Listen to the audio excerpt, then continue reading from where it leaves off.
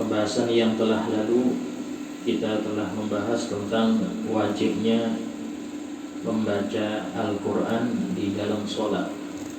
Ini sudah sepakat para ulama wajib membaca Quran. Tetapi sebagian besar mayoritas ulama itu yang dimaksud Quran adalah Fatihah. Berarti di sini ada juga sebagian ulama yang mengatakan tidak wajib Fatihah, tapi yang penting ada suratnya sesuai dengan firman Allah, faqra'u ma tayassara minal Qur'an, maka bacalah yang mudah daripada Al-Quran. Ini ayat diambil oleh Imam Abu Hanifah, sehingga dalam madhab beliau membaca Fatihah sunnah, yang wajib adalah ayat Al-Quran. Terserah surat apa yang harusnya itu adalah dari tadi diambil dari ayat faqra'u ma tayassara minal Qur'an. Kemudian juga telah dibahas bahwasanya dalam mazhab kita Syafi'i membaca Fatihah ini wajib bagi seluruh yang sholat, baik itu sholat sendiri atau imam atau makmum di dalam setiap rakaat, dan tidak boleh meninggalkan Fatihah walaupun dalam rakaat kapanpun, kecuali bagi orang yang dia masbuk dan tidak sempat membaca Fatihah bersama imam, seperti orang yang ketika dia baru takbir tahu-tahu imam sudah rukuk, maka bagi dia wajib untuk langsung rukuk bersama imam dan gugur atasnya kewajiban Fatihah. Kemudian telah dijelaskan juga bahwasanya di antara syarat Fatihah adalah tidak mengurangi satupun daripada huruf Fatihah, yang mana jumlah seluruh huruf Fatihah dengan membaca Maliki Yaumiddin, minnya Maliki Yaumiddin, itu terdapat 156 huruf, termasuk tasydid itu masuk huruf. Adapun bacaan Maliki Yaumiddin maka menjadi 155, dan keduanya bacaan yang sahih. Boleh membaca Maliki Yaumiddin, boleh juga membaca Maliki Yaumiddin. Duanya punya sanad yang sahih sampai Rasulullah sallallahu alaihi wasallam. Kemudian di sini Al-Imam Nawawi melanjutkan tentang penjelasan kalau syaratnya itu kurang. Ini beliau mengatakan waslun fa in lahana fil Fatihah lahnan yukhillul ma'na batalat sholatuh. Jika dia melakukan lahan ini enggak ngikutin aturan nahwu, yaitu harokatnya merubah harokat di dalam Fatihah. Jika dia merubah harokat dalam Fatihah, ya, atau merubah huruf bisa jadi, lahnan yukhillul makna, yang mana lahan ini bisa membuat cacat artinya, bisa merubah arti aslinya, batalat sholatuh, maka batal sholat dia. Jadi intinya itu enggak cuma lahan yang bagaimana, merubah harokat yang bagaimana. Kalau merubah harokatnya itu merubah arti, maka di sini batal. Fa wa illam yukhillal makna, tapi jika merubah harokat tadi tidak bikin cacat makna, maknanya tetap sama. Walaupun harokatnya berubah, tapi maknanya enggak berpengaruh. Sohat qiraatuh, maka sah bacaannya. Maksudnya apa? Berarti enggak perlu ngulang Fatihah lagi dan sah sholatnya. Nah, di sini beliau memberi contoh falladhi yukhilluhu, contoh lahan yang dapat membuat cacat arti, mithlu ayyakul, seperti dia membaca an'amtu. Jadi siratal ladzina an'amtu, harusnya an'amta, ya, yang harusnya fathah dia dhammahkan. Ini artinya berubah. Kalau an'amta, yang engkau beri nikmat, Kalau an'amtu yang aku beri nikmat, karena taknya kalau didomahkan artinya saya, kalau difathahkan artinya engkau. Au kasriha atau dikasrohkan an'amti. An'amti berarti kamu perempuan, ya, hukumnya tidak boleh.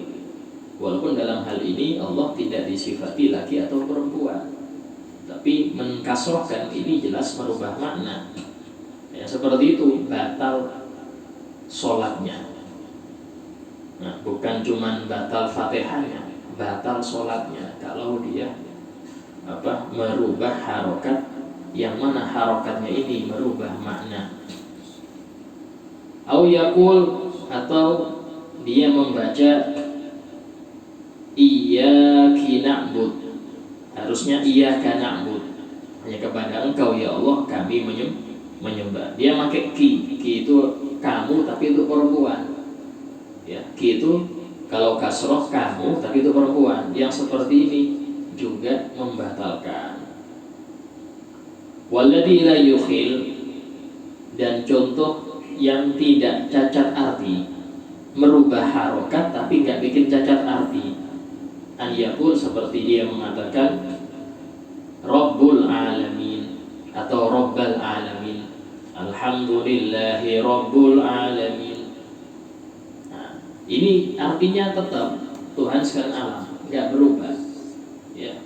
Bedanya yang harusnya dia jadi bandal, tapi dia jadikan doma. Doma ini mungkin bisa dikira-kirakan dia jadi khobar dari mubtada yang dibuang. Itu kalau pakai ilmu nahwunya.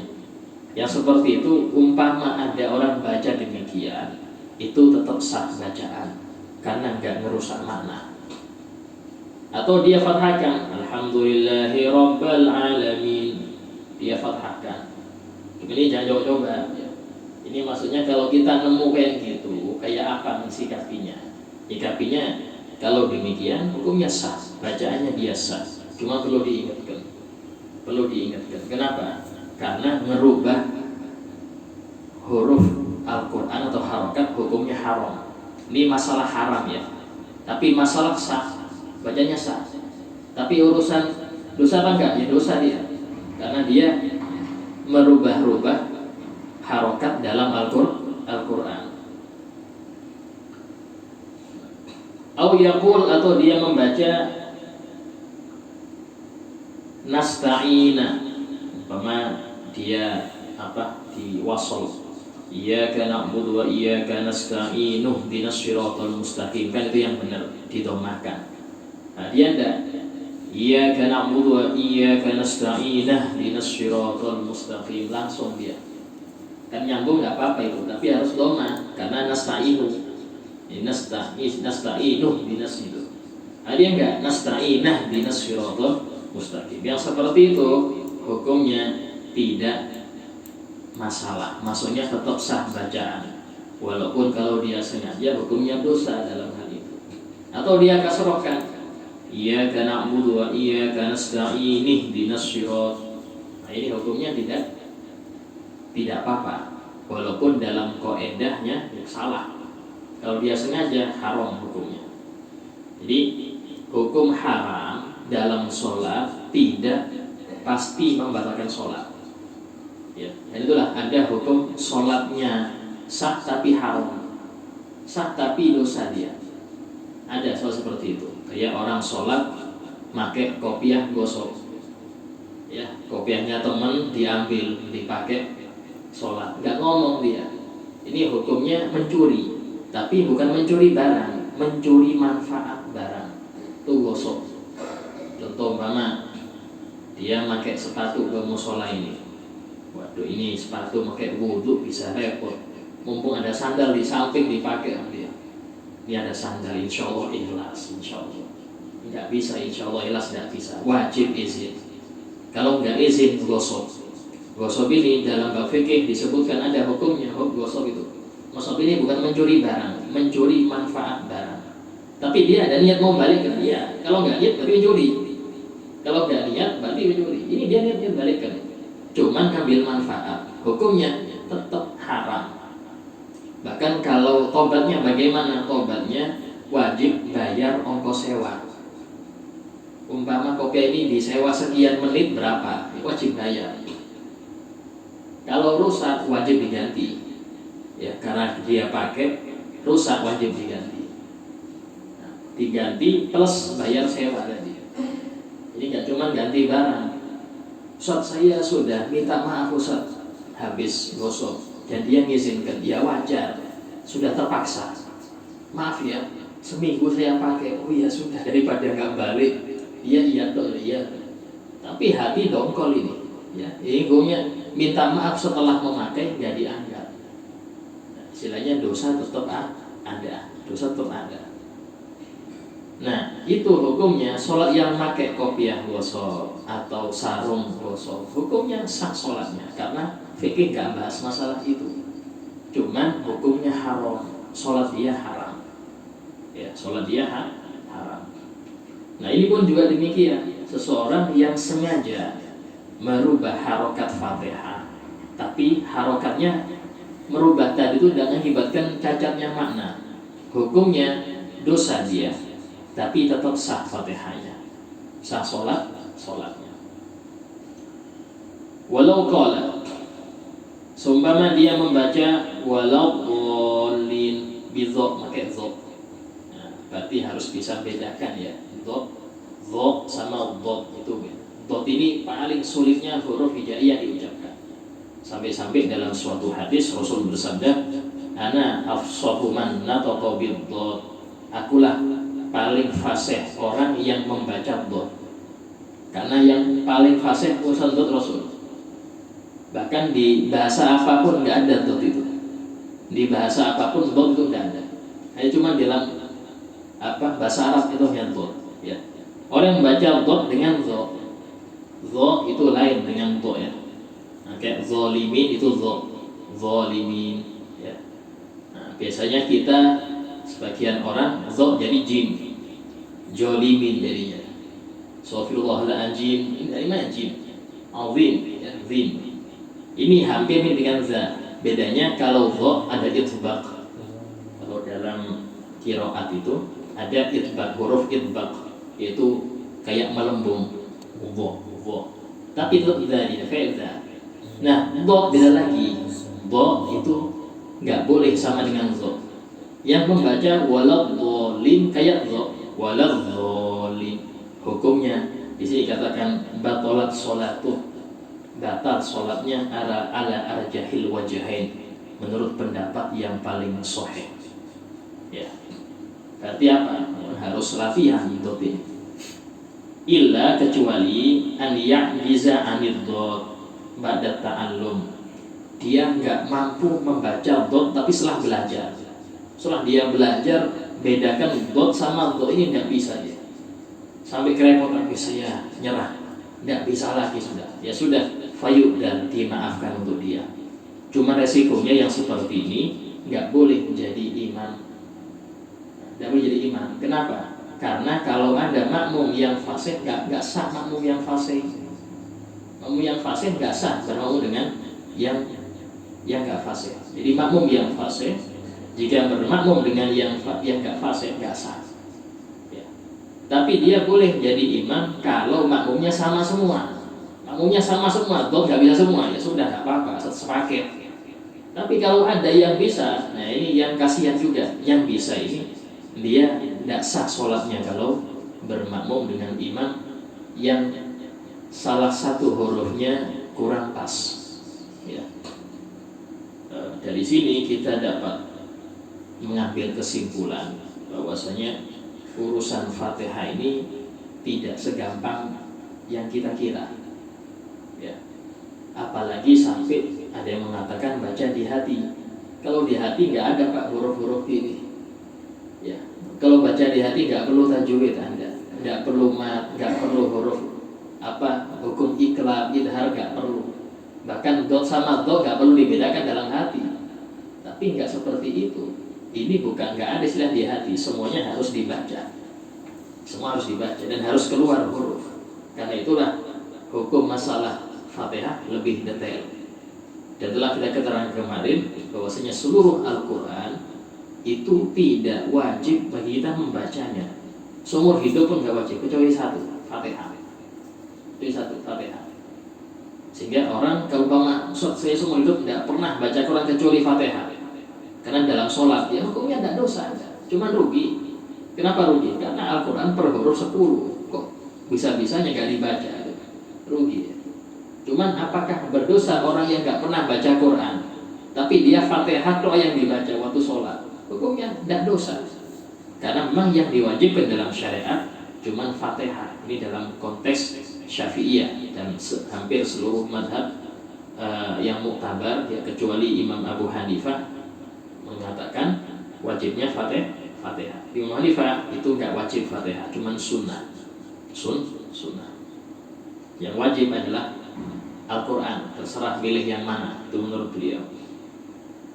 Wasulun fa'illam yuhsinil Fatihah. Nah ini sekarang kasus kalau ada orang nggak lancar Fatihah, sementara dia sudah balik tapi nggak lancar Fatihah. Mungkin dia mu'alaf ya, atau mungkin jauh daripada ulama sehingga baru ngerti wajib Fatihah. Fa'ilam yusnil Fatihah, kalau dia tidak bisa baca Fatihah, qara'a biqadriha min ghairiha, maka wajib membaca surat lain dengan kadar kayak Fatihah. Maksudnya apa? Silakan baca surat lain, mau Al-Ikhlas, mau Al-Kautsar ya. Tapi kadarnya sama dengan Fatihah, yaitu 156 huruf. Kalau nggak cukup, ya diulangi. Umpama Al-Ikhlas baca 2 kali, itu baru pas 155 huruf, ya sudah cukup. Ya. Kalau yang panjang contoh saya Al-Fatihah nggak hafal, cuman Yasin hafal, ini repot juga ya. Fatihah nggak hafal, Yasin hafal, ya sudah pilih Yasin beberapa ayat yang sekiranya jumlah ayat tersebut sampai 156. Nah, kalau nggak bisa lagi, cuman Bismillah saja saya bisanya, ya sudah ulangi Bismillah sampai ketemu hurufnya 155. Kalau Bismillah itu kalau nggak salah 19 huruf. Bismillahirrahmanirrahim itu 19 huruf, dihitung sama tasdidnya. Nah itu kalikan sampai berapa ketemu 156, sebanyak itu tidak Bismillah ya. Dan itulah ada amalan dari sebagian habaib itu membaca Al-Fatihah Bismillahnya 19 kali, Bismillahirrahmanirrahim 19 kali, baru habis 19 lanjut Alhamdulillah. Nah itu Masya Allah termasuk untuk niat apapun lancar ya, karena jumlah Al-Fatihah, jumlah Bismillah ini hurufnya 19. Fa'illam yuhsin syai'il Al-Quran, jika dia tidak bisa sedikit pun dari Al-Quran, hatta Bismillah pun nggak hafal. Alif Lam Mim nggak bisa juga, Alif Lam Mim ini repot juga, Alif Lam Mim juga nggak hafal ini ya. Maka ata minal adhkar, dia mengganti dengan dzikir-dzikir ya, tasbih boleh dengan tasbih subhanallah subhanallah boleh, wa tahlil atau membaca la ilaha illallah la ilaha illallah ya, wa nahwima atau selain keduanya, maka sholat pun apa? Sholawat boleh. Biqadri ayatil Fatihah, yang jumlah huruf tasbih tadi atau istighfar tadi atau tahlil tadi jumlah hurufnya sama dengan ayat Fatihah, yaitu 156 huruf. Sampai seperti itu, saking pentingnya urusan sholat. Jadi nggak ada alasan saya nggak hafal, akhirnya nggak sholat, nggak ada. Banyak solusi, banyak. Bahkan di sini ada fa'illam yuhsin syai'il adhkar. Umpama dia nggak ngerti sedikit pun, bikin nggak tahu. Lafaz Allah pun nggak bisa, bilang Allah nggak lancar juga Ustaz. Ini repot juga mau ngajari kayak apa. Tapi tetap wajib sholat. Ya.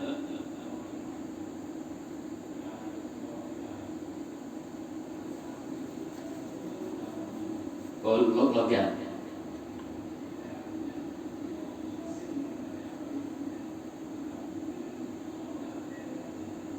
Itu tidak bisa.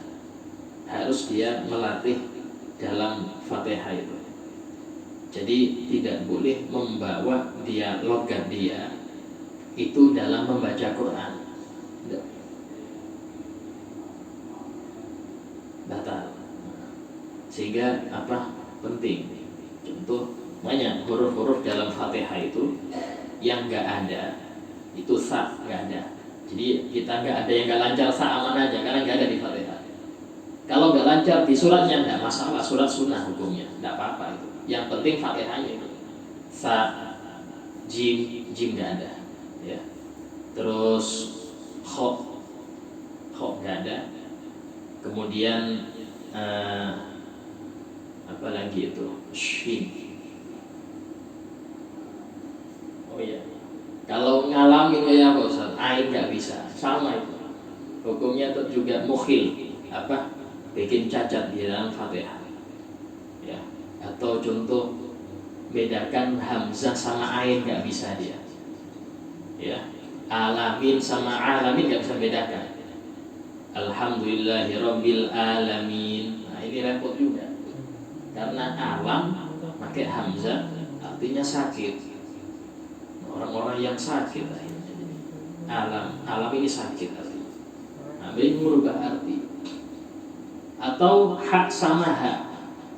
Ya, nggak bisa bedakan hak sama hak ya. Sama semua, hak semua besar. Ini juga cacat. Ya. Atau seperti sin sama shod. Dia nggak bisa bedakan sin sama shod. Ya, sirot karena sirot aja. Tapi untungnya ya, siratul mustaqim itu diantara bacaan qiraatnya itu ada yang bentuk sin, ada yang sirot, ada yang zirot. Ihdinas zirot, kayak model zai tapi bukan zai. Itu ada bacaannya. Cuman harus belajar. Kalau asal-asalan ya nggak bisa. Maksudnya Anda harus tahu, oh ada kok bacaan ini ada. Harus belajar itu. Memang bacaan siratul mustaqim, sirat itu kalau nggak ada 3 ada 4 bacaan. Karena itulah dalam Al-Quran ada kadang-kala shod atasnya tulis sin, kayak apa? Ya busut ya. Wallahu yaqbid wa yabsut. Itu ada kala bisa shod ada bisa sin. Nah, itu seperti itu. Berarti tanda perbedaan qiraah. Cuma rata orang Indonesia itu memakai qiraah Imam Hafiz. Hafiz ini muridnya Imam Asim. Nah, Imam Asim inilah yang termasuk 7 qiraat itu. Termasuk 7 yang masyhur. Itu Imam Hamzah, Imam Abu Amr Ad-Dani, Imam Dani terkenal, itu di Mekah banyak dipakai. Imam Ibn Amir, Imam Kasai, ya, Imam Asim, terus kemudian Imam Abu Amir. Ya, Imam Ibn Katsir, Imam Abu Amir. Nah, ini 7 qiraat inilah yang dipakai sampai sekarang. Kenapa? Karena sanadnya ke Rasulullah sangat sahih 7 ini. Sisanya masih diragukan. Nah, kayak kemarin waktu Guru Mahmud ya, baca Quran di atas Kia. Nah, itu beliau kalau nggak salah membaca ayat tentang masalah apa, ada yang ingat ayatnya? Lupa semua. Itu ada bacaan yang beliau tidak ikut Imam Hafiz. Anda tahu, oh ini berarti ikut Hamzah. Yang mana beliau itu alif lainah diikan, imalahkan. Nah, kayak contoh wadduhi itu boleh. Ya, walaili idza saji boleh itu. Tapi kalau Imam Hamzah, imam kita, imam Hafiz, imalah tidak terjadi kecuali satu tempat, yaitu Bismillahi majriha wa mursaha. Cuma satu itu aja. Selain itu nggak dipakai imalah dalam qiraah Imam Hafiz. Nah, dari sini penting. Kalau ada orang baca kok gini Ustaz, jangan sudah dulu. Lihat, oh mungkin ada bacaan yang kita nggak tahu. Karena sangat banyak bacaan yang bermacam-macam. Dan semua dari Rasul, semuanya dari Rasulullah SAW. Jadi seperti itu masalahnya. Kemudian fa'illam yusin syai'il adhkar, jika dia tidak bisa sedikit pun dari dzikir, ya, maka wadaqal waktu an ta'allum, sementara waktunya sempit, untuk belajar nggak cukup. Contoh, ini sholat maghrib, dia baru masuk Islam asar, ya, sehingga dia wajib sholat maghrib. Sholat maghrib ini dia nggak ngerti Fatihah, nggak ngerti surat apapun, suruh dzikir juga nggak paham, ya, dzikir pun nggak paham, dia baru masuk Islam. Dan kalau diajari nggak cukup, ini habis ini isya, maka waqafa biqadril qiraah, cukup dia berdiri aja sekadar waktu baca Fatihah. Biasanya berapa detik baca Fatihah? Oh, 40 detik, ya sudah, dia berdiri 40 detik aja. Nah, tapi nanti isya wajib belajar. Isya wajib belajar dia. Jadi saking pentingnya ini, berapa banyak kita ini meninggalkan waktu. Kita tanya anak-anak kita ini, tuh banyak yang belum hafal tahiyat akhir, banyak lalu rukun. Banyak yang mereka sholat cuman diem, dia ditanya nggak apa-apa. Dia lihat siapa sekarang yang seperti ini. Nah, sehingga padahal waktu itu dia harus diajari, tapi lama, 2 hari 3 hari nggak diajari sampai bertahun-tahun. Ya, waktu ada yang belajar di sini waktu hari Ahad itu, nah, ada anak dari Man kelas 3, anak-anak Man kelas 3 aliyah. Saya tanya, tahiyat akhir nggak hafal. Tahiyat aliyah kayak apa yang SMP, ya apa yang SMA. Tapi pernahkah kita ngecek anak kita satu persatu? Ayo, ya apa bacaannya? Ayo, ya apa rukunnya? Banyak yang nggak ngerti itu. Kalau kita korek itu tugas kita sangat banyak yang kita selewengkan. Karena intinya tadi Rasulullah berfirman, wa'mur ahlaka bis-shalah. Perintahkan anakmu untuk sholat. Bukan cuma nyuruh ini, tapi ajari sholat, ajari sebelum sholat, wudu, nutup aurat, istinja, kemudian macam-macam najis, dia harus ngerti dulu itu. Karena nggak mungkin bisa sholat kalau dia itu nggak paham. Nah, wastabir alaiha, sabarlah dalam hal itu, sabarlah. Memang sulit Pak, ngajari memang sangat sulit. Tapi itu tugas kita, mau nggak mau, tugas kita. Nah, baru selesai itu, tenang, kita kasih umum silahkan, yang banyak silahkan. Tapi tadi selesai urusan agama sudah beres. Cuman kebanyakan dari kita nggak sadar kewajiban ini, sehingga menganggap yang penting mereka sudah PPQ selesai. Adalah sebagian anak walaupun sudah hatam Quran dia, tapi ketika kita tanya masalah wudu, nol, karena nggak akan diajari. Kita tanya masalah sholat, nggak ngerti apa-apa. Nah, ini tanggung jawab siapa urusan ini? Sehingga harus kita cek dulu di rumah keluarga ini bagaimana. Nah, ini dalam urusan masalah orang yang nggak bisa apa-apa, cukup berdiri saja, dan waktunya memang sempit ya. Kalau waktunya panjang, wajib belajar dia, wajib belajar sampai sholat bisa minimal baca dzikir, nggak apa-apa. Tapi habis itu dinaikkan lagi sampai sesuai dengan yang wajib, apa itu Fatihah, sampai Fatihahnya lancar. Nah, kemudian summa yarka, kemudian dia ruku, wa tujzi'u sholatuh, dan sah sholatnya dia, illam yakun farrata fit ta'allum, kalau dia enggak teledor dalam belajar. Kalau teledor, maksudnya apa teledor? Jadi enggak belajar, dan dia ngerti dia ini wajib belajar itu, tapi dia tidak ngurus, enggak banyak belajar. Dan satu ini enggak satu sholatnya, enggak satu sholatnya. Ya. Fa in kana farrata fit ta'allum, ini jika dia teledor di dalam belajar, maksudnya enggak belajar atau enggak memperhatikan urusan ini, wajibatil i'adah, wajib dia ngulang sholat tersebut.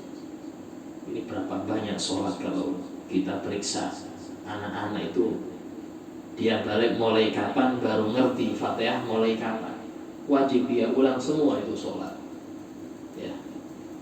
Cuma anak sekarang suruh sholatnya alhamdulillah, suruh kodok nggak sholat lagi itu. Wala kulli takdir, mata tamakkana minat ta'allum wajib alaihi ta'allumul Fatihah. Kesimpulannya, kapanpun dia bisa belajar, wajib dia belajar Fatihah. Maksudnya apa? Bisa nangkep dia, bisa ngafal, wajib belajar Fatihah. Walaupun hafal, walaupun baca tidak apa-apa, baca tidak apa-apa. Ditalkin tidak apa-apa. Bismillahirrahmanirrahim, dia baca Bismillahirrahmanirrahim. Yang penting hurufnya pas. Walaupun nggak hafal tidak apa-apa, tapi insya Allah terus menerus jadi hafal. Ya. Karena nggak disyaratkan hafal, yang penting bacanya pas. Itu dalam urusan Fatihah. Ada waktu 5 menit, silakan tanyakan. Kalau ada pertanyaan silakan.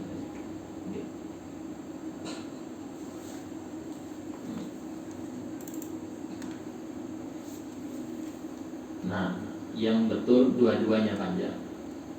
Amin. Nah, tanpa tasydid. Kalau tasydid artinya orang-orang yang menuju, orang-orang yang menuju. Kalau nggak panjang, amin, orang yang dipercaya. Kalau mimnya pendek, amin, artinya berilah keamanan.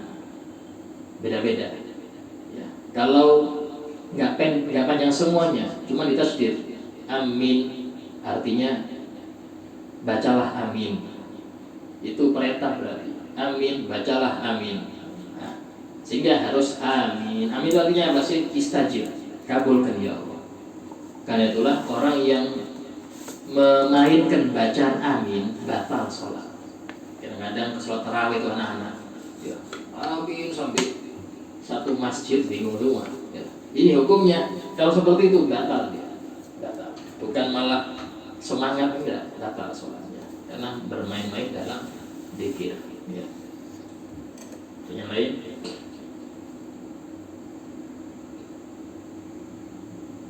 Ya.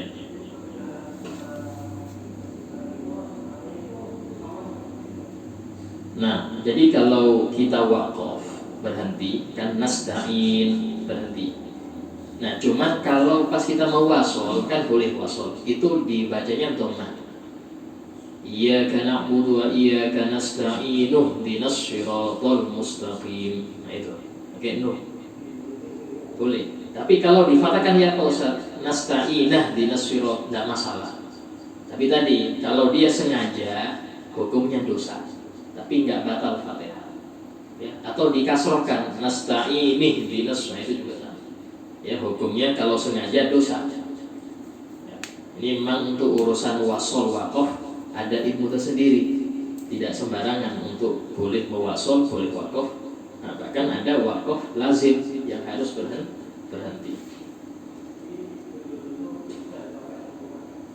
Yang mana itu? Boleh. Jadi kalau waqaf nasta'in, kalau lanjut nasta'inuh dinas siratal mustaqim. Nah itu. Baik.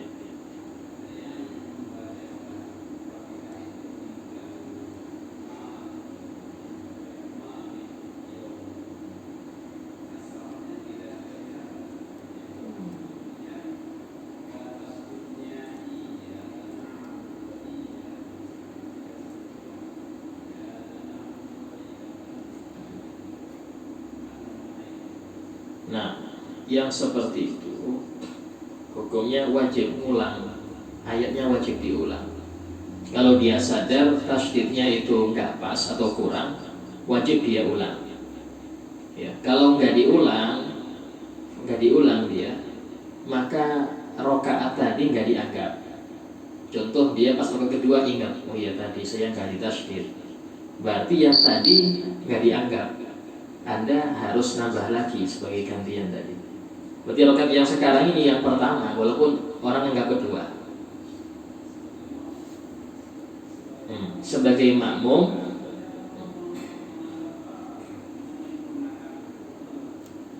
jadi pas dia dengar imamnya seperti itu, dia dengar imamnya. Nah, kalau dia dengar imamnya seperti itu, maka tadi yang batal bukan sholatnya. Ini bukan merubah harokat ya, dia ngurangin tasydid. Ngurangin tasydid ini dia nggak batal sholatnya, cuman Fatihah dia nggak sah. Fatihahnya nggak sah, maka kita meyakini imam ini kurang rokaatnya. kurang rokaatnya dia. Nah, ketika dia salam, maka makmum yang ikut memuafik salam tidak apa-apa, sudah beres. Cuma kita ingatkan, Pak, saya kurang satu. Nah, kalau dia nggak mau, ya sudah urusan dia dengan Allah. Yang penting kita waktu menjadi makmum dengan dia nggak menganggap sholatnya batal.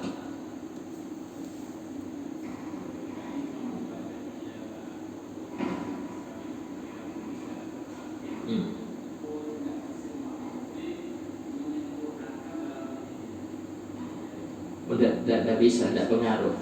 Karena untuk Fatihah itu masing-masing.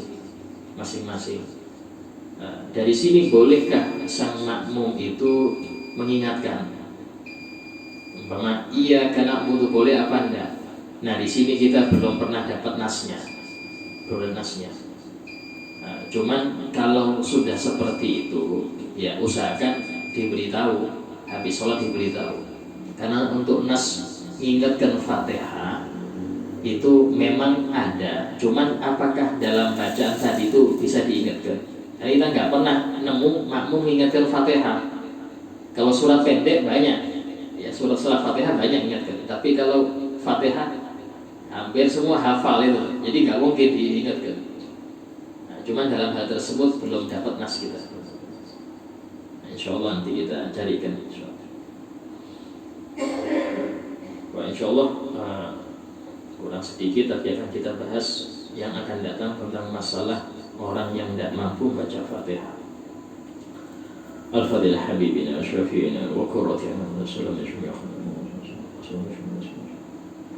Al-Fatihah.